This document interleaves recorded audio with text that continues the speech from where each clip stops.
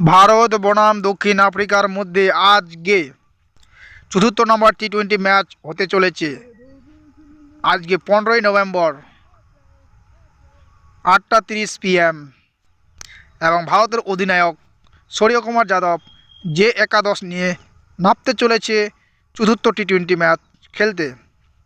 অভিষেক Sharma opening batter, Sanju Samson wicket keeper opening batter, Suryakumar Yadav 3 নম্বরে খেলবে। 4 নম্বরে তিলক বর্মা, যে তৃতীয় টি-20 ম্যাচে একটি দুর্দান্ত শতক করেছিলেন 107 রানের পারি 56 বলে। 5 নম্বর রিঙ্কু সিং, 6 নম্বর হার্দিক পান্ডিয়া, 7 নম্বর অক্ষর প্যাটেল, 8 নম্বর রবি বিষ্ণুই, 9 নম্বর আরদীপ সিং, 10 নম্বর রামনদীপ সিং এবং 11 নম্বর বরুণ চক্রবর্তী।